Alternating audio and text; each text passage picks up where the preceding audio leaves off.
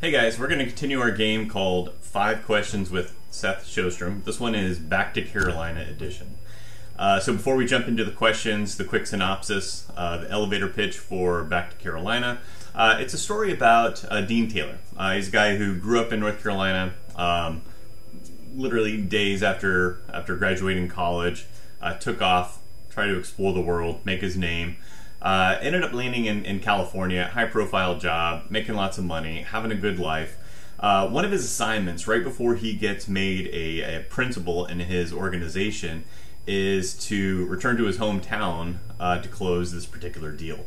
Not super happy about it. Didn't have anything bad with his life.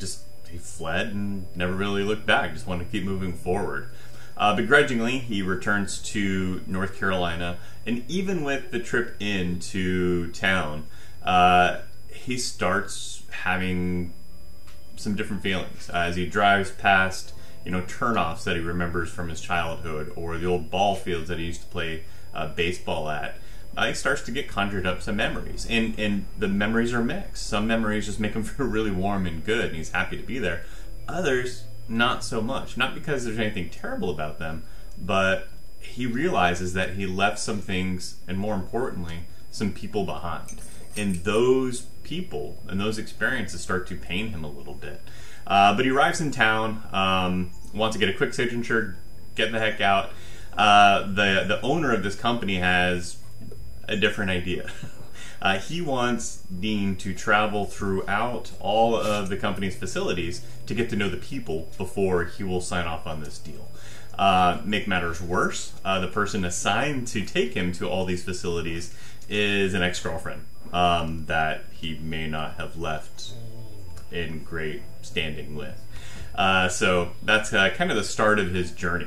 As Back to Carolina goes on, it's really about Dean opening up his past again, and realizing that there's amazing, wonderful people that he left behind and he shut out of his life, and the ability to reconnect with them, and frankly the hospitality of these people as he re-enters his hometown and he gets to reconnect with them. So that's a story about that.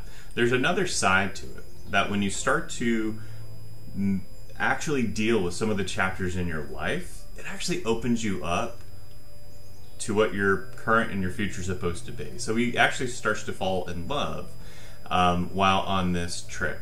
And what they realize is him dealing with his past and healing that actually allows his heart to heal, as well as the person that he meets along the way. Other than that, you got to read the book, you got to pick it up and figure out Back to Carolina from there. So with that, we'll dig into the questions. First question. Seriously, Seth, a straight up romance? I know, I write thrillers, things that go boom, and car chases, and gunshots, and fistfights. It's kind of more my MO. I got into romances almost by accident. About the time of my divorce, it dawned on me that I was going to have holidays potentially without my son, and that absolutely shattered my heart. From that, a cathartic book spilled out of me called Finding Christmas, and that opened up my writer's mind a little bit to the concept of writing a romance. Not that there aren't romances woven within my thrillers, or standalone romances. Really, it's an animal on its own. So that's kind of where that came from. So sometimes I'm moved.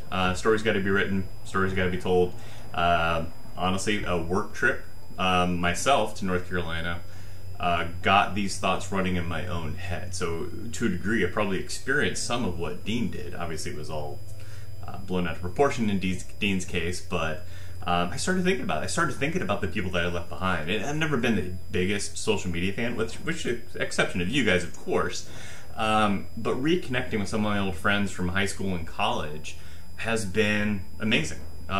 Just like in the book, the hospitality and the ability to reconnect after all this time, it's been wonderful. So I really enjoyed the experience. Inspiration. What inspired me to write Back to Carolina? I kind of teased the lead in a little bit there on that one. It really did spawn from a work trip. And as I was, just like Dean, driving through these places from my childhood, from high school and college, I got a lot of warm feelings, and I realized why did I leave these things all behind? Why did I run from this? There was nothing bad in my childhood. There was nothing bad in my high school and college years. At least nothing terrible. And it's just part of personality, right? To leave the nest, you kind of branch out and you fly away. I never flown back, I guess. However, on this work trip, I kind of went through. I visited my old college. I visited everything from where my family dog was buried to beaches that I'd spent time with friends, and it was very warm for me. I thoroughly enjoyed it, and it really opened my heart up to reconnecting with Carolina. Favorite romance writer?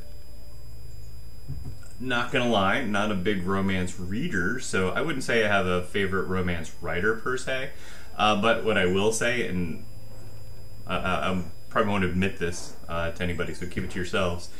Huge Hallmark fan. I love Hallmark movies, especially at Christmas time. Yes, I realize almost every single one is pretty predictable, but the heart in them is tremendous. It's such a warm feeling. It's like a cup of soup or hot cocoa watching those movies, and I absolutely eat it up. So big Hallmark fan, and when I write anything remotely romance genre related, that's kind of what I think in my mind. So if you're looking for steamy stuff, you're not going to get it. If you're looking for a Hallmarky stuff, I'm your guy. Life in North Carolina, what was it like? You know, honestly, I'm a huge beach guy. I'm a water guy. I love being in the ocean. And if I could sum it up, that's it. I loved being in the ocean. You know, I was big into sports, big with my friends. And that's kind of was my experience in North Carolina. What's interesting, when I go back now, I picture kind of parallel life a little bit. What if, you know? And then part of me, I'm not a big go back in the past guy, which is part of my issue. But I can see having a beach house or certainly something that brings me out there on a regular basis. Ideally, selling books. I'd love to go out there and do book tours and just visit with folks and re-experience that portion of my life at the same time as I grow in other areas. So I thoroughly enjoy that. Question number 5. This one comes in the form of helping out other writers out there. How in the world do I jump genres? Because I do. My genres are pretty disparate. I have everything from FBI thrillers to supernatural paranormal thrillers that almost border on mysteries. I've done holiday books, and then Back to Carolina as a standalone romance. A lot of it's all about your mindset. So for me, the first thing I do when I write a book is I create a new playlist. And that playlist, you know, music just, it's power for the soul, right? So that music puts me into the place that I need to be in my books. I'll even sometimes break up playlists for action scenes or romance scenes or broken-hearted scenes so that I can be somewhat impacted in the moment while I'm writing. When I can, I'll physically go to location and I'll write. If it's at the beach, I'll try to go to a beach. If it's a coffee shop, I'll try to go to a coffee shop.